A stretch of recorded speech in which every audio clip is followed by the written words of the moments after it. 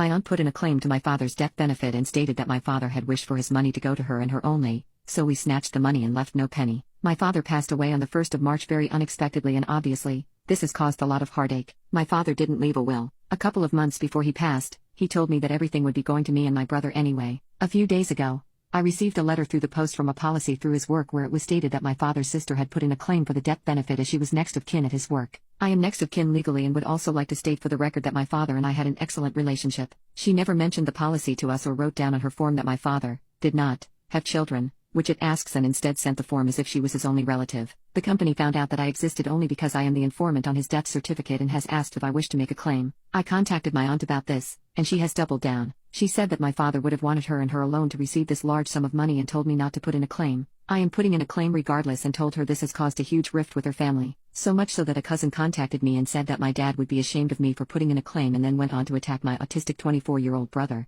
telling him that my father would have been ashamed of him because he was unable to carry his coffin at the funeral. It just seems that this has gotten completely out of hand, and my brother and I are being attacked over money. Surely, the company wouldn't have contacted us if he wished to give her 100%. Edit. I also forgot to mention that my aunt said she received an email from my dad's workplace saying it was his wish to gift this money to her, and she had a signed document from him saying this, but when I asked her if I could see the document, she sent me a blank template of wishes from the company website which had no writing on it, no expression of wishes, and no signature from my dad, which is confusing. We also told her that we may not receive anything in the final decision, which we are fine with, but it potentially could be split even between me, my younger brother, and her. She wasn't happy to even consider it going 3 ways, either, and that is where the abuse began from that side of the family. I just don't know, and this has been stressing me out at night. Am I the a-hole? Update. I phoned the company this morning, and they have no record of an expression of wishes that my father wrote, only that she was next of kin at his workplace. So she not only lied that it was my dad's wish for her to have this money, but she also lied that she received an email from the company stating this. The woman on the phone said, "You are his daughter.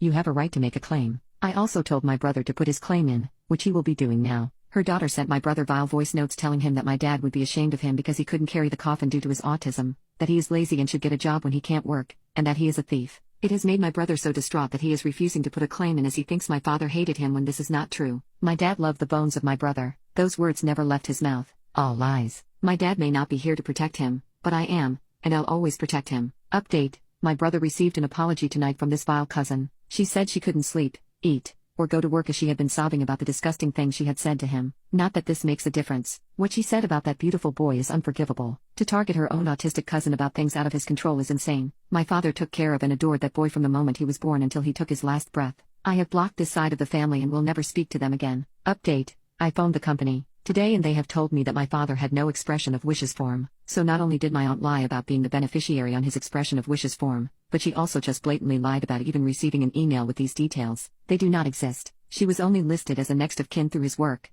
not as a beneficiary. She is not entitled to a thing as she claims she was, and so the hurt and confusion both me and my brother have suffered was for nothing. I don't understand how our own family could put us through this, but people are right when they say snakes come out of the woodwork when a death happens in the family. My brother was not going to put in a claim, but now he is. I hope she feels the guilt ripping through her not only for this but for the disgusting things her daughter said to my autistic brother. My aunt also went to my dad's house as she was staying there for the funeral before traveling home again, but in that short space of time, she had taken several money boxes he had used for spare change. We don't even know how much was in them, but they were stacked with change. She took his guitar, his amp, his kitchen knives, his iPad and one of his leather jackets that my brother wanted to keep. We couldn't even enter the house to look at anything, never mind take things. It was only a month after the funeral that we were able to go in the house and see what had been taken without permission. She has been horrible since the start. Update. Well, after a couple of stressful months, I'm happy to say that my brother and I received everything, but she got nothing. Not a penny. We have not split the money with her and will never speak to her again. My brother will live comfortably now and will be taken care of, which is what my dad really would have wanted.